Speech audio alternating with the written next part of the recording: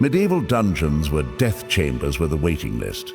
While modern movies show you stone cells with straw beds and barred windows, the reality was far more horrifying. We're talking about underground torture chambers designed specifically to break human beings physically, mentally, and spiritually before killing them as slowly as possible. Here's a statistic that'll make your skin crawl. 85% of people thrown into medieval dungeons died within the first few weeks.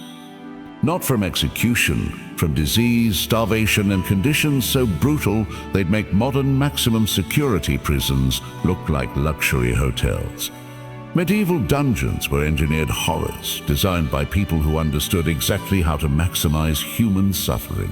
Every architectural choice was calculated to ensure that entering a medieval dungeon was essentially a death sentence with extra steps. What you're about to learn will make you grateful for every human right you take for granted and terrified of how quickly civilization can collapse back into systematic cruelty. Medieval dungeons didn't emerge overnight. They evolved into history's most efficient human suffering machines through careful systematic development. How ordinary people organized extraordinary evil reveals something deeply disturbing about human nature. It started around 800 AD when Charlemagne's legal reforms first codified imprisonment as punishment. His capitula mentioned career underground chambers for holding criminals before trial. These were supposed to be temporary. The horror came when authorities discovered that prolonged imprisonment could be more effective than quick execution. By 100 AD, every major castle, monastery, and city had developed dungeon systems, but the real systematization came from an unexpected source, the Catholic Church. In 1252, Pope Innocent I issued a Tupanda officially authorizing torture to extract confessions from heretics. This wasn't some rogue pope. This was official doctrine that turned torture into religious duty. The church transformed dungeons from crude holding cells into sophisticated psychological warfare facilities. Medieval theologians developed elaborate justifications for maximum suffering. They were saving souls by forcing confessions. They had weaponized compassion into systematic cruelty. Different regions developed specialties like medieval franchises of horror. The Tower of London perfected high-profile political executions. The Chateau d'Inson pioneered drowning chambers, dungeons with controllable water levels that could slowly flood over weeks, creating psychological terror without immediate death. The most devastating innovation was the oubliette, forgotten place in French. These bottle-shaped chambers, carved into solid rock and accessible only through ceiling holes, served one purpose: complete erasure. Prisoners were lowered down and forgotten. No trial, no execution, no resolution, just slow death and darkness while the world moved on. Dungeon architecture reveals the true purpose. These weren't designed for rehabilitation. They were designed to break human spirits so completely that death became relief. Chambers deliberately lacked windows, ventilation, or drainage. Built 20 to 40 feet underground, screams wouldn't reach the surface. Walls curved inward, creating psychological claustrophobia. Over time, castle builders competed to create the most devastating designs. Some featured false floors that collapsed into spike-filled chambers. Others included acoustic chambers that amplified every sound, turning water drips into psychological torture. The goal wasn't imprisonment, it was systematically driving people insane. By the High Middle Ages, dungeon construction had become specialized craftsmanship. Master builders traveled between castles, sharing innovations in human suffering. Like medieval consultants of cruelty, they had professionalized the systematic destruction of human dignity. Medieval justice operated on one principle: the punishment should be worse than the crime and the process worse than the punishment itself. What could land you in a dungeon reveals how precarious life was when basic survival could be criminalized. The hierarchy of medieval crimes reads like a catalog of paranoia. At the top, crimes against the church, heresy, witchcraft, blasphemy. These charges were impossible to disprove. Accused of heresy, your denial proved your guilt because true heretics obviously lie. Accused of witchcraft. Any village misfortune, crop failure, livestock disease, someone's death became evidence of your supernatural malevolence. Joan of Arc's case illustrates the arbitrary nature perfectly. Burned alive for heresy, but her actual crime was wearing men's clothing and claiming divine visions. The English needed her dead politically, so they found religious justifications. Her trial transcript shows how authorities twisted any behavior into evidence of supernatural evil. Crimes against nobility were equally broad and fatal. Treason meant anything from actual rebellion to failing to show proper difference. William Wallace endured 6 hours of systematic torture before execution, not for being a military threat, but for challenging social order. His punishment was designed to terrorize anyone considering resistance. Here's where medieval justice gets twisted. Property crimes often carried harsher penalties than violent crimes. Stealing anything worth more than 12 pence meant hanging, while killing someone in a duel might result in a fine. Property was more valuable than human life. Medieval law created bizarre crime categories that revealed deep social anxieties. Bury being too competent as a lawyer because skilled advocates might undermine judicial authority. Forestalling buying food before it reached public markets during scarcity. Night walking, women moving alone after dark because female independence threatened social stability. Women faced unique crimes related to their supposed roles. The scold's bridle, a metal device locked around women's heads for talking too much or expressing opinions forcefully. Female adultery was punished far more harshly than male adultery. Prostitutes faced branding with hot irons while their customers faced no consequences. Religious minorities faced systematic criminalization, making normal life impossible. Jews were automatically suspected of usury, lending money at interest, forbidden to Christians but economically necessary. During social stress, entire Jewish communities could be arrested for ritual murder or well poisoning based on popular hysteria alone. Most disturbing medieval law criminalized poverty itself. Vagrancy laws made homelessness illegal. Couldn't meant for find work that was idleness also illegal. Begging for food disturbing the peace. Being poor was essentially a crime punishable by imprisonment, torture, or death. Children weren't exempt. Criminal responsibility began at 7 years old. Children could be imprisoned, tortured, and executed for stealing fruit, playing in wrong areas, or simply being orphaned. Medieval society had no concept of juvenile justice. Children were miniature adults deserving adult punishments. Medieval dungeons weren't just holding cells. They were complex social systems with their own hierarchies, economies, and survival strategies. How these underground societies functioned reveals the full horror of human adaptation to systematic dehumanization. The population was carefully stratified by crime, status, and ability to pay bribes. At the top, high-value political prisoners, captured nobles, rival claimants, important military leaders. These received luxury treatment, private cells, monthly straw changes, daily bread and water. Their value lay in ransom potential, so keeping them alive was economically important.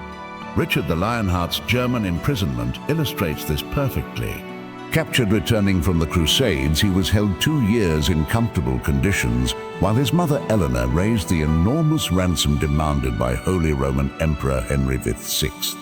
Richard's imprisonment was a business transaction, suffering calibrated to extract maximum payment without killing the asset.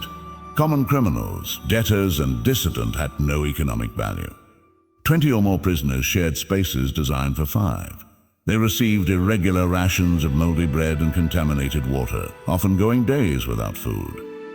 Life expectancy was measured in weeks, and their deaths were administrative conveniences. Heretics and accused witches occupied a special horror category. Daily torture sessions aimed not just to extract confessions, but to save souls through suffering. Medieval theologians convinced themselves that physical agony purified spiritual corruption, making torture an act of religious mercy. Being tortured by people who genuinely believed they were helping you created unimaginable psychological trauma. Children faced unimaginable conditions. Orphans, child thieves, and young vagrants mixed with adult criminals under identical brutal treatment. Child mortality approached 95% within the first month. Survivors often became servants or sexual victims of adults, trading their bodies for protection and food scraps. The internal economy ran on corruption, violence, and desperation. Guards sold basic necessities to those who could afford them. Clean straw cost a week's wages. Relatively clean water could bankrupt families keeping relatives alive. Fresh bread was more valuable than gold. Prisoners developed hierarchies based on survival length, strength, and criminal reputation. Veterans who survived months became informal leaders controlling resources and information. New prisoners were systematically robbed of valuables, food, and clothing. The strong preyed on the weak with shocking brutality. Sexual violence was endemic in Mika-gender dungeons. Women were routinely raped by guards, male prisoners, and sometimes other women establishing dominance. Pregnancy meant death. No medical facilities, no clean childbirth conditions, no infant care resources. Most pregnant prisoners died in childbirth. Babies rarely survived days. Psychological adaptations revealed the full horror. Many retreated into catatonic withdrawal, escaping reality through mental shutdown. Others created elaborate fantasy lives where they retained dignity and hope. Some turned to extreme religious devotion, convincing themselves their suffering was divinely ordained. Most disturbing was how quickly ordinary people became complicit in cruelty. Prisoners informed on each other for small advantages. They participated in abusing weaker inmates to avoid becoming victims. They stole food from dying prisoners, justifying it as survival necessity. The dungeon system corrupted everyone it touched, turning victims into perpetrators and destroying the moral foundations that held communities together. Medieval torture wasn't random violence. It was sophisticated pain technology designed to extract confessions, punish specific crimes, and terrorize populations. The systematic nature reveals how ordinary people become participants in extraordinary evil when cruelty gets institutionalized and justified. Torture methods varied by crime type and victim's social status. Religious crimes, heresy, witchcraft, blasphemy were considered most serious because they threatened the spiritual order holding the universe together. These required psychological devastation alongside physical agony. The strapada was preferred for extracting heretic confessions. Victims' hands were tied behind their backs and attached to ceiling pulleys. They'd be lifted by their arms, dislocating shoulders, then dropped suddenly to increase damage. Weights on feet made pain unbearable. The beauty, it could continue for hours without killing the victim. The Spanish boot slowly crushed the leg bones methodically. The victim's leg was placed in a metal boot, tightened with screws. As pressure increased, bones cracked audibly, often more psychologically devastating to witnesses than victims. It could reduce a human leg to pulverized tissue while keeping the victim conscious and speaking. Political crimes demanded publicly visible, symbolically meaningful methods. Drawing and quartering was theatrical state power performance. Victims were dragged through streets tied to horses, hanged until nearly dead, disemboweled while alive, then beheaded and quartered. Each stage had meaning.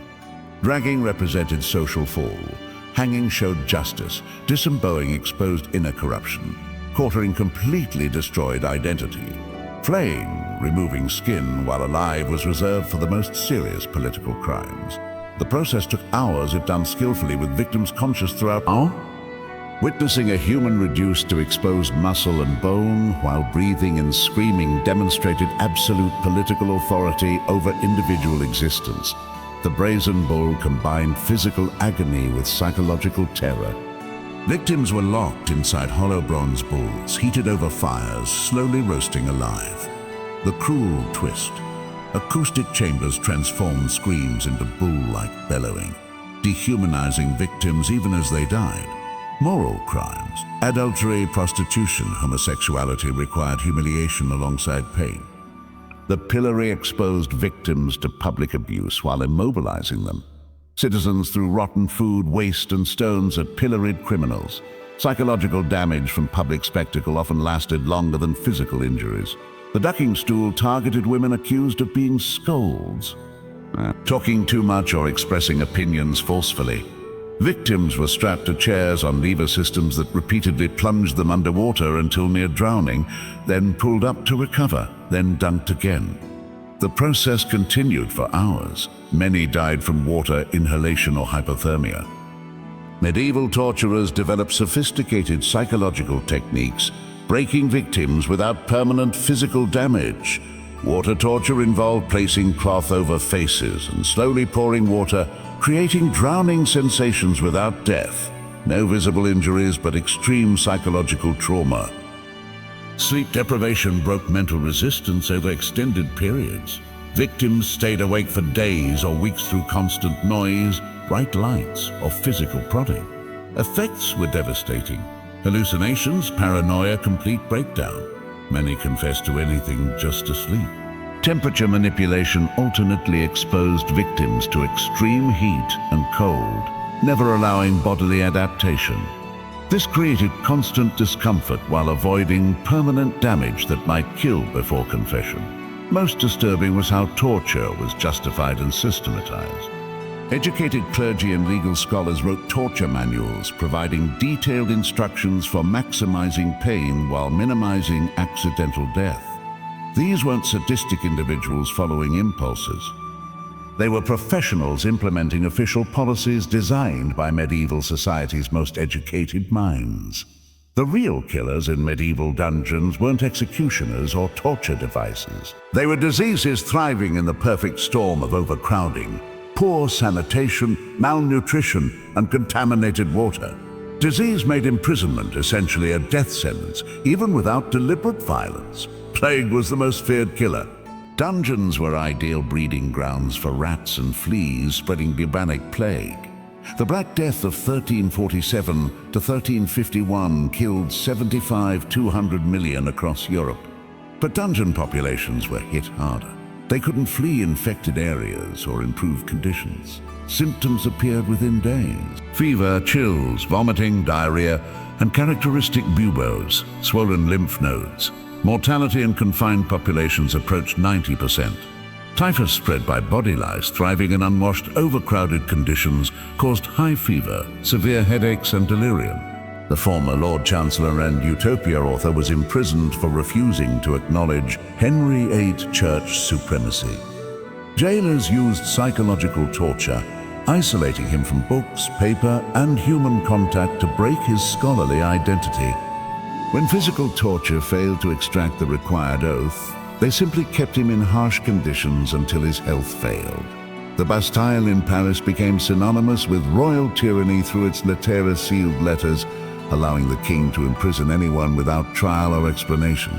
The horror wasn't torture chambers, but its ability to make people disappear completely. Families never knew what happened to relatives taken to the Bastille. Prisoners could be held for decades without legal recourse. The most famous Bastille prisoner was the man in the Iron Mask. Held over 30 years and forced to wear a black velvet mask whenever seen. His identity remains unknown, but his case illustrates the Bastille's function as a place where inconvenient people could be erased from history. Being forced to hide your identity for decades was more devastating than physical punishment. Castle Sant'Angelo in Rome served as the Pope's personal prison, notorious for religious torture methods.